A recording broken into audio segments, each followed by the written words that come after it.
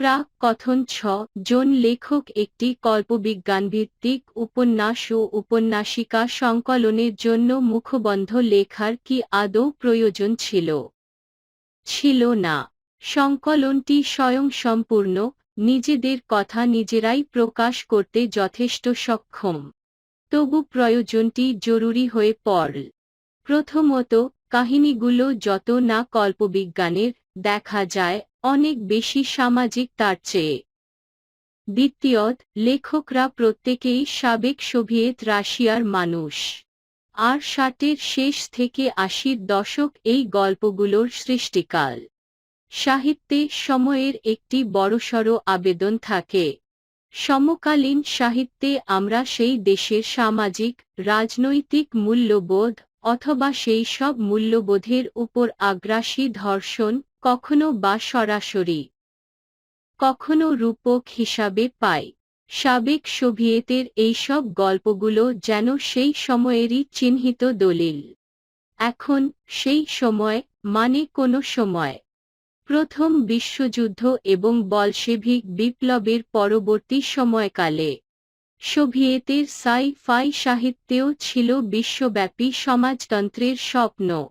Alexander বিলেয়েভের the ruler of the world কিংবা ইয়েফ্রেমভের গ্রেট সার্কেল এর অন্তর্গত অ্যান্ড্রোমিডা স্পেস এজ টেল এ দেখি পার্থিব সমাজতান্ত্রিক ভাবনার প্রকাশ।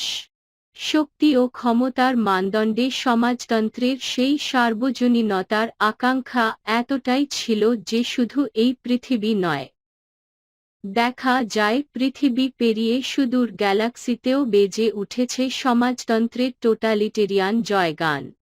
অপরদিকে বলশেভিক বিপ্লবের পরেই লেখা জামিয়াতিনের বিখ্যাত উপন্যাস উই সে সময়ে নিউ ইয়র্ক থেকে ইংরাজি ভাষায় প্রকাশিত হয়।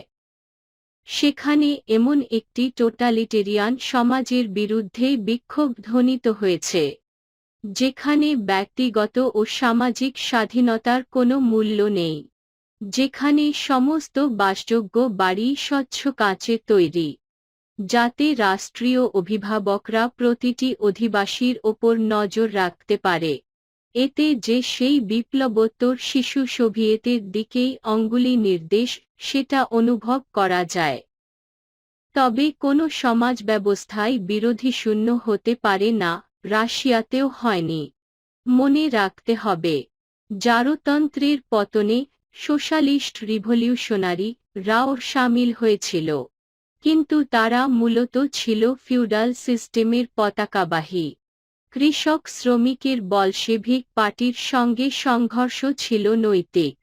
সমকালীন সোভিয়েতে বলশেভিকরা রাষ্ট্রক্ষমতা দখল করলেও তার বিরুদ্ধ স্বর একেবারে স্তিমিত ছিল না, যার ফলশ্রুতি উই দেখতে দেখতে চলে আসে দ্বিতীয় বিশ্বযুদ্ধ। সীমান্তে শোনা যায় জার্মান রণহুঙ্কার। বিশ্বযুদ্ধে লোকক্ষয়, খাদ্য সংকট, অর্থ সংকট, কর্মসংকট তো ছিলই। এছাড়া স্ট্যালিনের লৌহকঠিন টোটালিটারিয়ান নীতির ব্যবহারিক প্রয়োগ ব্যক্তির স্বাতন্ত্র্যে বিশ্বাসী মানুষকে সমাজতন্ত্র থেকে ক্রমশ বিমুখ করতে থাকে। অবশ্যই মানুষের বাঁচার অধিকার সর্বাগ্রে।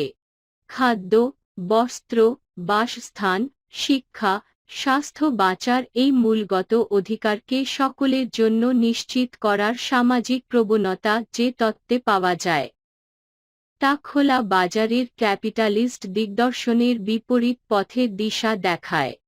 অথচ সেই পথে হেঁটে জীবন নির্বাহের একদম প্রাথমিক এই শর্তগুলো নিশ্চিত হলেই অসহনীয় হয়ে ওঠে নিয়মানুবর্তিতার এটা করবে না, ওটা করবে না শৃঙ্খল। হাঁফিয়ে ওঠা মানুষ তখন আবার সিস্টেমের বিরুদ্ধাচরণ করবে, এটাই স্বাভাবিক। সেই জন্য জালিয়াতিনের নায়িকা বলে, বিপ্লবের কোনো শেষ নেই, সীমা নেই। এবং এই কারণেই 60-এর দশকে ক্রুশ্চেভের সকলের জন্য কমিউনিজম এই স্লোগান তেমন ফলপ্রসূ হয়নি। 70-এর দশক থেকেই দেশজুড়ে আরবান জীবনযাপনের উপযোগী গুণমানসম্পন্ন ভোগবাদী জিনিসপত্রের পড়ুন বিদেশি আকাঙ্ক্ষা বাড়তে থাকে সে দেশে।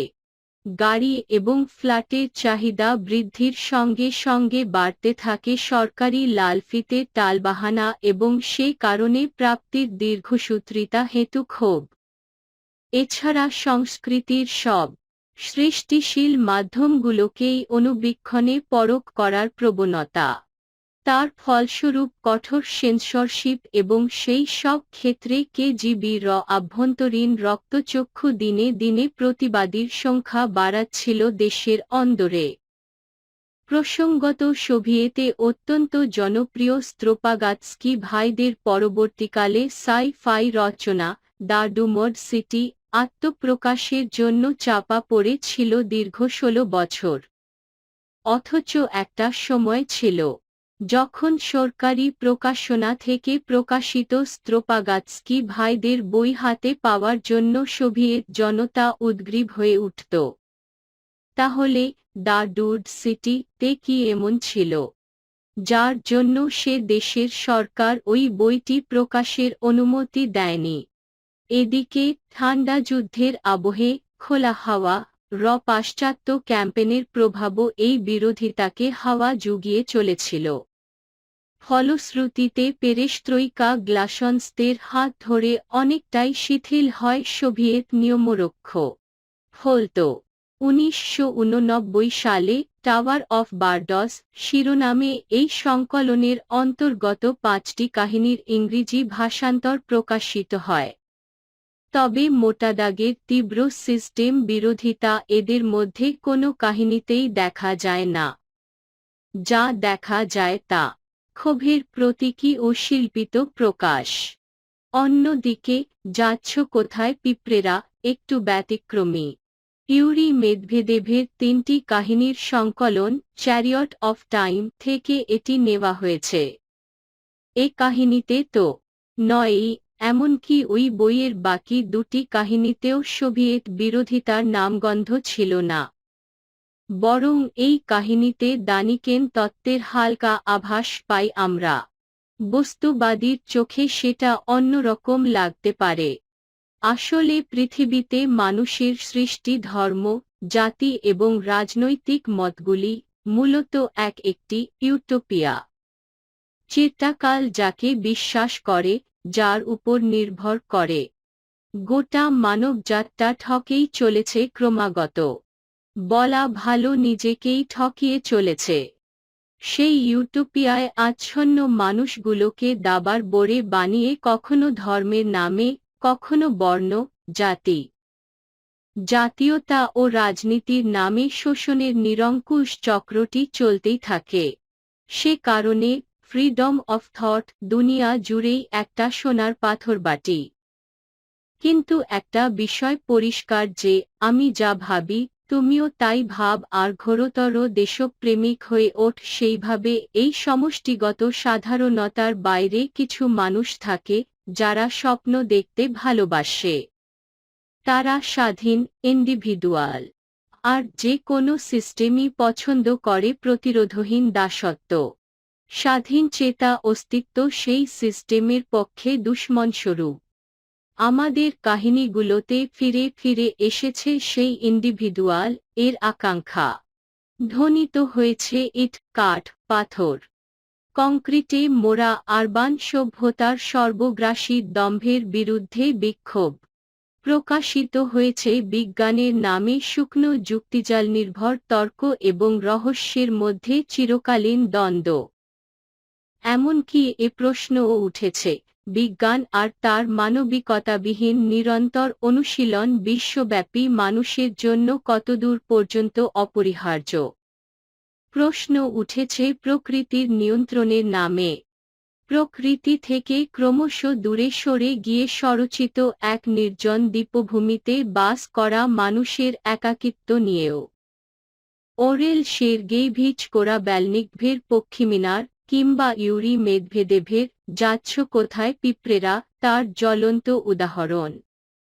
পক্ষীমিনার উপন্যাসে ইয়েগর নয়, আমার তো মনে হয় টাইগার মহতী অরণ্য আর তার মধ্যে লুকিয়ে থাকা এক চিরকালীন মানুষের বহুমাত্রিক দর্শনী কাহিনীর নায়ক। জীবনের সমস্ত রহস্য মানুষের অসীম বিস্তৃত কল্পনার ফসল। কোনো বিশেষ দর্শনের একমাত্রিকতা তার সেই স্বচ্ছন্দ বিকাশের হাতে পায়ে বেরি পড়ায়, আর এভাবেই খর্ব করে তাদের আভ্যন্তরীণ দৃষ্টিশক্তি এবং ক্ষমতার আধারকে। টাইগার জঙ্গলে হারিয়ে গিয়ে পৃথিবীতে মানবের বুদ্ধিমত্তার শ্রেষ্ঠত্বে গর্বিত ইয়েগর উপলব্ধি করে আপাত বান্ধবহীন ওই অরণ্যভূমিতে দিনের পর দিন নিজের বেঁচে থাকার রহস্য, যা বুদ্ধিমানের খালি চোখ প্রত্যক্ষ করতে পারে না। প্রকৃতির কোলে ভাসতে ভাসতে আত্মার অস্তিত্বের খোঁজ পেয়ে বিচ্ছিন্ন মানুষ থেকে পূর্ণ এক প্রাণ হওয়ার পথে পা বাড়ায় ইয়েগর। ফার্নের আজগুবে নীল ফুল আর তার মধু যেন গল্পকথার কল্পলোক নয়, এ যেন প্রকৃতিকে সঠিকভাবে চিনতে পারার সেই বোধ, যেখানে সব সত্তাই এক অন্য সত্তায় রূপান্তরিত হতে তার কোনো বাধা নেই, যেখানে মানুষের যুক্তি রচিত অসম্ভব বলে কোনো শব্দের অস্তিত্ব নেই। সমস্ত রহস্য, সে জলপরি মাপকাই হোক আর অপদেবতা উপদেবতাই হোক, দানব কিংবা বিস্মৃত দেবতা পেরুনি হোক বা ইচ্ছেধারী হোক, সব যেন সেই অবিনশ্বর প্রাণের অংশ এবং সবকিছু সমানভাবে বর্তমান, বিদ্যমান। কাহিনীতে কখনো দেখি নিজের প্রিয় শহরের যন্ত্রণাক্লিষ্ট মুখচ্ছবি ইয়েগরের স্বপ্নে ভেসে ওঠে। সেখানে সবুজ নেই গাছে, রয়েছে নিকেলের আস্তর দেওয়া অ্যালুমিনিয়ামের পাতা। আবার অন্যত্র দেখি পরিত্যক্ত ফ্ল্যাট, জল, বিদ্যুৎ, মনুষ্যবিহীন, দেখা যায় গোটা শহরটাও পরিত্যক্ত। কালয় মোড়া এক ডিস্টোপিক পটচিত্র মানুষের আভ্যন্তরীণ হতাশার বোধকেই চিনিয়ে দেয়। একই ইয়েগর আবার পৃথিবীর গভীর তন্ত্রীতে মিশে দেখা পায় দিওবা ন গুয়োর। পরিবেশের উপর ন্যূনতম আঘাত, সে বক্ষ অথবা অন্য কোনো প্রাণীর উপর হোক না কেন, দিওবার অস্তিত্বকে মথিত করে যন্ত্রণায়। প্রথম সাক্ষাতে ইয়েগরের শারীরিক বেদনা তার উপর কোনো প্রভাব ফেলে না, কারণ দিবার কথায় মানুষ প্রকৃতির অংশ নয়, বরং হত্যাকারী। জঙ্গলের আদি বাসিন্দা দিওবা এক অনুভবী আদিবাসী যেন, যার প্রাণের প্রতিটি কণা অরণ্যের অংশ। সেই অরণ্য, যেখানে সকলের সুষ্ঠুভাবে বাঁচার অধিকার নিশ্চিত করে প্রকৃতি, যেখানে স্লাব পিশাচ বেলবগের মুখের উপর ঝাঁক বেঁধে বসে থাকা রক্তপায়ী মশারাও অপাঙ্ক্তেয় নয়। কাহিনীর শেষে আমরা এক বিশেষ ইয়েগরকে দেখতে পাই।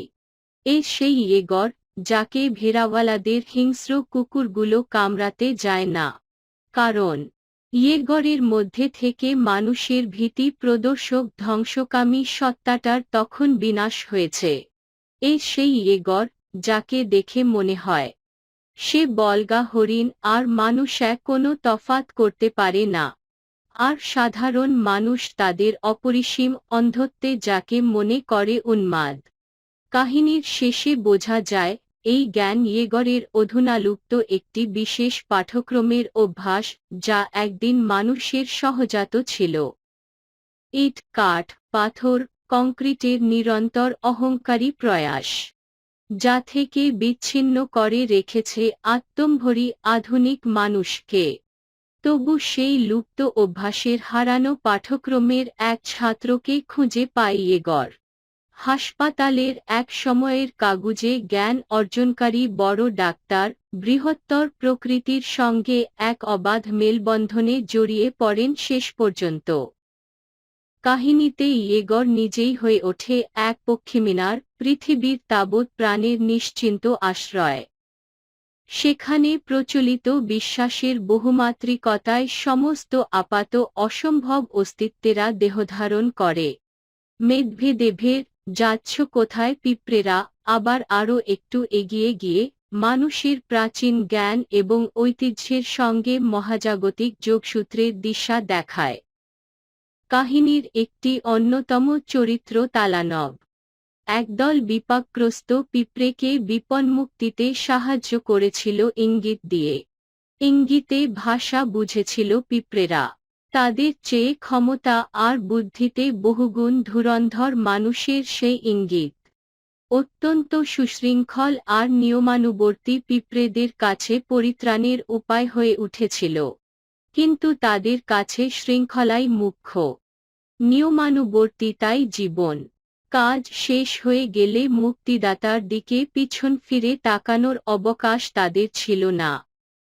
কাহিনীতে দেখা যায় তিমোচিক আর তালানভ সেই একই রকম প্রায় পিঁপড়ের মতো দৌড়ে এসেছে সারা জীবন। একজন তার শিকড়খানা ছিঁড়ে রেসিং কার নিয়ে ছুটে বেরিয়েছে দেশ দেশান্তরে, বিখ্যাত হওয়ার অমোঘ স্বপ্ন বুকে নিয়ে। শহুরে সভ্যতার কালো ধোঁয়া যার দৃষ্টিকে করেছিল মহাবিষ্ট। অন্যজন তিমোচিক আন্দ্রোভিচ যে জীবনে কোনোদিন বুঝতাই পারল না। মোটা দাগের পণ্ডিতি আর তার উচ্চাকাঙ্ক্ষী অনলস চর্চায় সে একটা যন্ত্রের মধ্যে নিছক কতকগুলো দাঁতকাটা পিনিয়ন হয়ে পড়েছে, চলতে চলতে ক্ষয়ে গেলে যাকে বদলে দেওয়া হতে পারে। তবু পাকেচক্রে দুই বাল্যবন্ধু তালানভ আর লার্কা আপাত বিচ্ছিন্নভাবে দুটি অদ্ভুত ঘটনার সাক্ষী হয়ে যায়। একসময়ের দুর্দমনীয় কার রেসার সেই রহস্যময়ী ঘটনার পর্যালোচনা করতে করতে পৌঁছে যায় প্রাচীন জ্ঞানের, যাকে আধুনিক সমকাল হামেশাই বিকার বলে তাচ্ছিল্য করতে থাকে, আধারের উৎস এক মহাজাগতিক প্রাণভাণ্ডারের ধারণায়। তালানভ তার রেসিং কার পেরুনের একটি ক্ষুদ্র প্রতিরূপ খুশিমনে দান করেছিল চন্দ্রসৈনিকদের মোড়লকে। এই দানে অহংকারের এক বিচিত্র অনুভূতি ছিল। তা যেন, দেখ, তোমরা আমাদের আধারের দেশের অধিবাসী বললেও আমাদের বিজ্ঞান প্রযুক্তি কত আলোকোজ্জ্বল। বিনিময়ে চন্দ্রমোড়ল তাকে দিয়েছিল তাদের বিশেষ পানীয় গ্রেভাইরসের পাত্র এবং অত্যন্ত বিনয়ের সঙ্গে। তবে তালানভের একটা খোলা মন ছিল, যাকে আবিষ্ট করেছিল চন্দ্রদেবীর আবির্ভাব। যে মন বুঝিয়েছিল অকারণ এমন নিষ্ফলা যুক্তিজাল থেকে বিরত থাকতে, যে কিনা পৃথিবীর শেষ রহস্যটাকেও গলা টিপে মেরে ফেলে। এইখানেই বাল্য কৈশোরের ঘনিষ্ঠ লার্কার সঙ্গে তার চেতনা মিলে যায়। লার্কাও বিপদের মুহূর্তে দেখা পেয়েছিল বহির্বিশ্বের বুদ্ধিমান অস্তিত্বের, যারা তাকে বাঁচিয়েছিল অবশ্যম্ভাবী মৃত্যুর হাত থেকে এবং উপহার দিয়েছিল তাদের মহাকাশযানের ক্ষুদ্র প্রতিরূপ ঘূর্ণিছানা। সেখানেই লার্কার অনুভব পৃথিবীর প্রাণমণ্ডলী সার্বজনীন প্রাণপ্রবাহের ক্ষুদ্র অংশ বই নয়। এখানেই পিঁপড়েদের সঙ্গে লার্কার প্রভেদ। লার্কা তার উদ্ধারকর্তাদের থেকে মুখ ফিরিয়ে নেয়নি, বরং তাদের সঙ্গে ভাব বিনিময়ের প্রবল আকুতিতে তাদের উপহার দিয়েছিল ফুলসমেত চারাগাছ। সেই প্রবল আন্তরিক আকুতির প্রমাণ আমরা পাই গ্রেভাইরসের প্রভাবে লার্কার চন্দ্রদেবীর রূপে পরিবর্তিত হয়ে যাওয়ার মধ্যে দিয়ে, যা দেখে তালানভের জাগতিক মান সম্মান তুচ্ছ মনে হয়। ভিতরে থেকে শিকড়ে ফেরার অসামান্য তাগিদ যার শেষ কথা হয়ে ওঠে। আর লেখক প্রশ্ন ছুড়ে দেন বিশ্বব্যাপী সদম্ভ পদক্ষেপকারী তিমোচিকদের উদ্দেশ্যে, যারা নিছক নিয়মবদ্ধ সুশৃঙ্খল কর্মঠ পিঁপড়ের চেয়ে বেশি কিছু নয়। আবার অসকল ভিয়াকুব ভস্কির মেফিস্টো তে দেখতে পাই সৃষ্টির দানবিক রূপ। মেফিস্টো এক বৃদ্ধ জ্ঞান অন্বেষক বৈজ্ঞানিকের গল্প। শুকনো জ্ঞান যার হৃদয়টাকে কাঠের মতো নিষ্প্রাণ করে দিয়েছিল। পারিবারিক, সামাজিক সমস্ত ভালো লাগা মন্দ লাগার ঊর্ধ্বে যিনি রেখেছিলেন তার সাধনাকে। হারিয়েছিলেন সন্তানের ভালোবাসা। সন্তানের ভালোবাসা কি আদৌ পেয়েছিলেন কখনো? নাকি তা শুধুই ছিল বাবারূপ জ্ঞানের জাহাজকে নিয়ে এক অহেতুক গর্ব? এই অহেতুক কথাটা এক অবশ্যম্ভাবী পরিণতির দিকে নিয়ে গিয়েছে নিয়ন্ত্রণহীন বিজ্ঞান পরিচালনার জ্বলন্ত উদাহরণ। মেফিস্টোর ক্রমশ শক্তিমান হতে হতে ক্ষমাহীন মূর্তিমান ত্রাসের রূপ গ্রহণ করায়। যখন বৃদ্ধ বিজ্ঞানীর মনে স্বাভাবিক প্রশ্ন উঠে আসে পরমাণুর রহস্য ভেদ করার মুহূর্তে, রাদারফোর্ড কি হাইড্রোজেন বোমার কল্পনাও করতে পেরেছিলেন? তিনিও ভাবতে পারেননি দানব মেফিস্টোকে। তার একমাত্রিক সিস্টেমিক মন শুধু মেফিস্টোকে মাধ্যম হিসেবে ব্যবহার করতে চেয়েছিল সমুদ্রতলের রহস্য উন্মোচনের প্রয়োজনে। ভুলে গিয়েছিলেন মানুষের অসীম বিস্তৃত আকাঙ্ক্ষার একটি বীজ যা তিনি বপন করেছিলেন মাত্র তার ক্ষমতা অক্ষমতা অসহায়তাকে তলিয়ে না দেখে নির্বিকার ছিলেন। সেই বীজ একদিন অসীম ক্ষমতার আধার হয়ে তারই অধীনতা অস্বীকার করবে। শেষ পর্যন্ত মেফিস্টোর হাতে বিজ্ঞানীর মৃত্যু যেন সমকালীন সোভিয়েত সমাজের একটি দিগদর্শন। মেফিস্টো যেখানে মানব সমাজে ত্রাস সঞ্চার করে ফেরে লাগাম ছাড়া ইজম নির্দিষ্ট ভাবনার ভ্রান্তিকে ঘুলিয়ে দিয়ে, আর বিজ্ঞানী যেখানে নিজেই হয়ে ওঠেন কঠিন নিয়মমতে চলার এক অন্ধ সিস্টেম। এই উপন্যাসিকাটিতে পরিত্রাণের কথা বলা হয়নি। মেফিস্টোরা আজও দেশে দেশে বহাল তবিয়তে বর্তমান, শুধু আলাদা আলাদা রূপে। আবার ওগা ওরিওনোভার দেউলিয়া গ্রহে দুটি পৃথিবীর খবর পায়, লজিটেনিয়া আর জিয়া। আসলে একটাই পৃথিবী। পারফেক্ট লজিটেনিয়ান হওয়ার শর্তই হল তাদের মধ্যে ভয়, হতাশা, সূক্ষ্ম অনুভূতি, শিল্প ভাবনা এসব মানবিক বোধগুলো থাকলে চলবে না। শিশুকাল থেকে একটাই মন্ত্র তারা জানে, তা হল কাজ আর কাজ। স্বদেশের তরে নিজের গ্রহকে স্বয়ংভর করার মতো বিশেষ কিছুর খোঁজে নিরন্তর চলতে থাকে অন্য গ্রহের উপর চরবৃত্তি। কোথাও যেন সাম্রাজ্যবাদী চেতনার ইঙ্গিত পাই আমরা।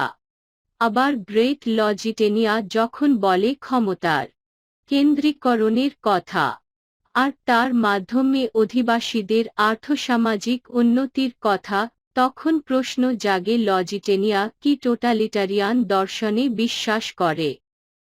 অন্যদিকে জিয়াগ্রহ যেন বাকি পৃথিবী, যেখানে নানা দেশে নানা রাষ্ট্রপদ্ধতি, ধর্মীয়, সামরিক, সরকারি, যারা একে অন্যের উপর চরবৃত্তি করে চলে প্রতিনিয়ত। যেখানে সব রাষ্ট্রপদ্ধতির প্রতিক্ষেত্রেই কাজ করে এক রকমের ইউটোপিয়া, যেন সেগুলোই সঠিক। সেই সব পদ্ধতিতেই স্বর্গলাভেই চাবিকাঠি নিহিত। আবার গ্রেট লজিটেনিয়াও একটা প্রশ্ন তুলে দেয়, যখন সেই গ্রহের চরবৃত্তিকারী মহাকাশযানের নিবেদিত প্রাণ কমান্ডার সিদ্ধান্ত নেয় জিয়াতে লজিটেনিয়াকে দেওয়ার মতো কিছু নেই, তাহলেও জিয়া গ্রহে এই যে দিকে দিকে ক্ষমতার বিকেন্দ্রিকতার স্রোত, তাদের কেন্দ্রীকরণ করার কোনো দায়ী কি পালন করবে না লজিটেনিয়া? উত্তর আসে না। লজিটেনিয়ার কাজ সমাজসেবা নয়। এইখানেই ধাক্কা খায় টোটালিটেরিয়ান ভাবনা।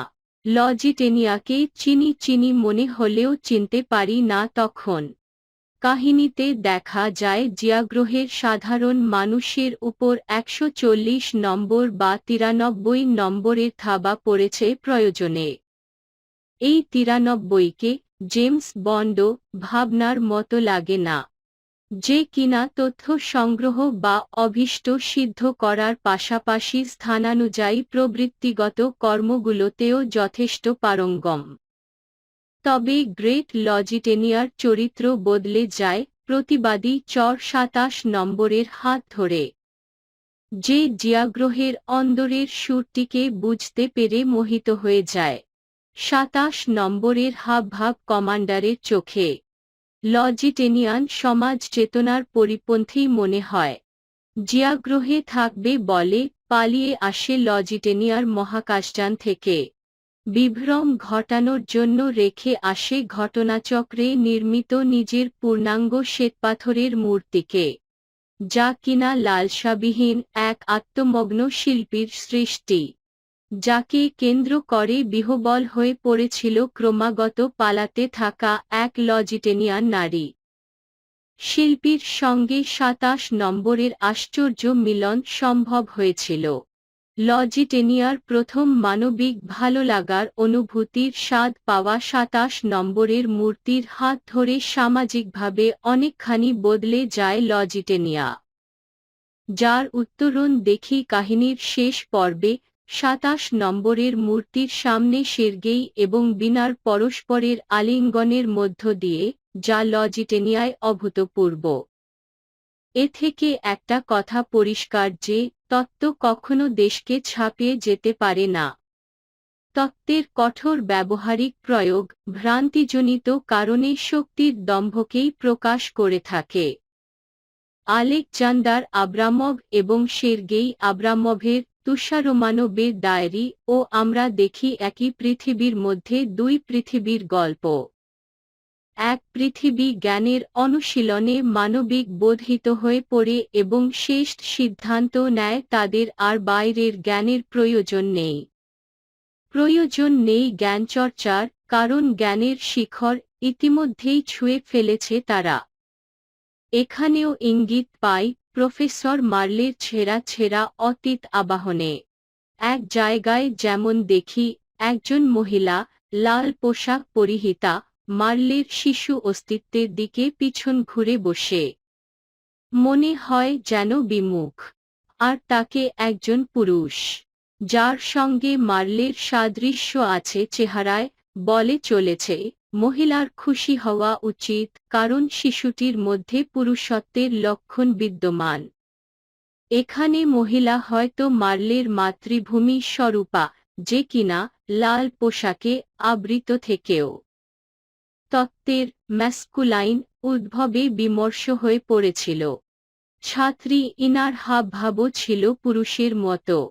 তার ক্ষেত্রেও মার্লের মনে হয়েছিল ইনা যেন একটা পুরু লাল পর্দার মধ্য দিয়ে তাকে অবলোকন করে সব সময়। কেন এমন মনে হয়েছিল মার্লের? মায়ের লাল পোশাক কিংবা পুরু লাল পর্দা সমান অর্থবহ মনে হয়। পুরুষালী কথাটাও ভিন্ন অর্থ বহন করে। প্রফেসর মার্লে জ্ঞানচর্চায় বিমুখ একটি গ্রহের কৌতূহলী প্রতিবাদী সন্তান। জ্ঞানান্বেষণে মার্লের আগ্রহ সেই গ্রহের অভিভাবকদের চোখে বিদ্রোহের সামিল। কার্যত প্লটার হিসাবে অমন বিদ্রোহীকে তারা সহজেই অন্য গ্রহের অভিযানের ছাড়পত্র দেয়, আর মনে মনে নিশ্চিন্ত থাকে এই ভেবে যে অবশ্যম্ভাবী মৃত্যুর দিকেই এগিয়ে চলেছে কৌতূহলী প্লটার। কারণ সেই গ্রহে কৌতূহল দেখানোটা অন্যায় এবং বিষবৎ পরিত্যাজ্য। এইখানে স্থান নির্বিশেষে সমকালকে যেন খানিকটা বোঝা যায়। প্লটারের সেই সমাজে মানবিক অনুভূতি, ছোট ছোট সুখ, ছোট ছোট ভালো লাগা, নতুনতর রূপে সৃষ্টির ভাবনা অতি শীতল বরফের নিচে চাপা পড়ে গিয়েছিল।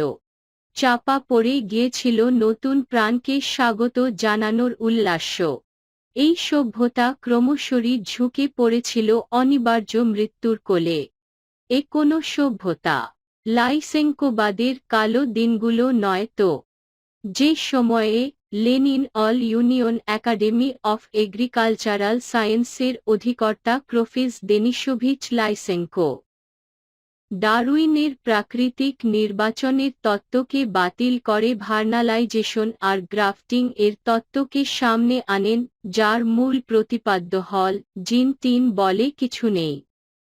উপযুক্ত পরিবেশ এবং সক্ষম লালন পালন শক্তিধর উত্তরাধিকারীর জন্ম দিতে পারে। শ্রেষ্ঠরা টিকে থাকবে, বাকিরা বিনষ্ট হবে। সমাজতন্ত্রের অনুসারীরা, যারা কিনা সমস্ত মানুষের সুস্থভাবে বেঁচে থাকার অধিকারকে প্রাতিষ্ঠানিক করতে চান, তাদের ধারণার উপর এ এক অনিবার্য আঘাত। লাইসেঙ্কোর নিওবায়োলজি র অভিঘাতে জিন, যা কিনা বংশ পরম্পরায় প্রবাহিত, মেন্ডেলের উত্তরাধিকারের এই কনসেপ্ট লাটে ওঠে সেদেশে ২০ শতকের মাঝামাঝি সময়ে। নিউরোফিজিওলজি বা সেল বায়োলজির মতো জ্ঞানের শাখাগুলির চর্চা ব্যাপকভাবে ক্ষতিগ্রস্ত হয়। বিরোধীমতের বিজ্ঞানীদের অনেককেই নির্বাসনে যেতে হয় অথবা হত্যা করা হয়। মার্লের ল্যাবরেটরির জন্যেও অর্থের অনুমোদন ব্যাহত হচ্ছিল অজ্ঞাত কারণে। কারা ব্যাহত করছিল, মার্লের গবেষণায় কাদের কোনো উদ্দেশ্য সাধিত হচ্ছিল না বা হয় না, অনুমান করা যায়। প্রফেসর মার্লে যেন সেই ঠান্ডা গ্রহের একজন হয়েও সেখানে থেকে ছিটকে আসা মানুষ। জ্ঞানের অনুশীলনে যার চোখে নিয়মবদ্ধতা নয়, স্বপ্নই প্রধান। তিনি মন পড়তে পারতেন, কাহিনীতে তার মৃত্যু রহস্য অজানাই থেকে যায়। কিন্তু সেই মন পড়তে পারার ক্ষমতার দৌলতে তিনি বোধহয় বুঝতে পেরেছিলেন, যেভাবেই হোক মৃত্যু সমাসন্ন। তাই যে সব তত্ত্ব তার নিজের সভ্যতার ফসল, যাকে বুঝতে সাধারণ মানুষের বহু পথ পেরোতে হতো, তড়িঘড়ি সেসব তত্ত্ব নোটবুকে লিপিবদ্ধ করে যান, ভবিষ্যৎকালের জন্য, যা তার শেষ সময়ের উপলব্ধি। দাভিদেঙ্কোরা যাকে কখনো চিনতেই পারেনি, উল্টে বিরোধিতা করে গেছেন নিরন্তর। হয়তো মার্লে জানতেন, জ্ঞানের উৎকর্ষের চরমে পৌঁছলে তার ওই জৈবিক দেহের আর কোনো প্রয়োজন নেই। সের্গেই দ্রুগালের সব গাছে পাখি ডাকে গল্পটি একটু অন্য দর্শনের। এটি প্রকৃতির নিজের সৃষ্ট সম্পদকে বাঁচিয়ে রাখার জন্য হানাদারের সঙ্গে প্রত্যক্ষ সংগ্রামে জড়িয়ে পড়ার এক অপূর্ব আখ্যান। এ সেই দুনিয়া, যেখানে পাখি মরলে গাছ বাঁচে না, গাছ মরলে পাখি। ইঙ্গিতটা তাৎপর্যপূর্ণ। অরণ্যের বিকাশ বা বিস্তার হয় পাখির মারফত। অপরপক্ষে অরণ্য পক্ষিকুলের আশ্রয়স্থল। গাছের ফলমূল তার বেঁচে থাকার পাথেয়। এই পারস্পরিক নির্ভরতা প্রকৃতি ও তার তামাম জীবকুলের মধ্যে বিদ্যমান। সব মিলিয়ে একটাই প্রকৃতি। অর্থগধূ হানাদারের লোভ সেই প্রকৃতিকে সভ্যতা দিয়ে ভেঙে চুরে দেয়। সভ্যতার আধুনিক প্রযুক্তি কোথাও সুমহান পর্বতের অলিতে গলিতে জঙ্গল, পাথর, বন্যপ্রাণ নির্মূল করে ঝাঁ চকচকে রাস্তা বানায় নিছক ব্যবসায়িক চাহিদায়। কোথাও বা কিলোমিটারের পর কিলোমিটার প্রাচীন বনাঞ্চল পুড়িয়ে বসতি স্থাপনের নামে অর্থ রোজগারের ভাবনায় মশগুল থাকে। পাখি মরে, বাকি প্রাণীকুল ধ্বংস হয়। আংরা হয়ে যাওয়া অরণ্যের কালো হাড়ের নিচে বা গুঁড়ো গুঁড়ো হয়ে যাওয়া পাথরের আড়ালে বুক পেতে শুয়ে থাকা ধরিত্রী কেঁপে কেঁপে ওঠে। তারপর একদিন ধৈর্য হারানো রোষে ফেটে পড়ে। সেও ধস, জলোচ্ছ্বাস, ভূমিকম্প, মহামারীর রোষানল আক্রমণকারীকে ছিন্নভিন্ন করে দেয়। তবুও শিক্ষা হয় না লেইটারদের। অন্যদিকে ওয়েগাররাও টিকে যায়। তাই অক্সিজেনের অফুরন্ত আধার একদিন এমনি শেষ হয়ে যাবে না, এই ভরসাও হয়। পরিশেষে বলি, এই সংকলনের ৬টি কাহিনীর কোথাও তেমনভাবে বুভুক্ষা, অনাহার কিংবা গৃহহীন, কর্মহীন মানুষের ছবি দেখেনি।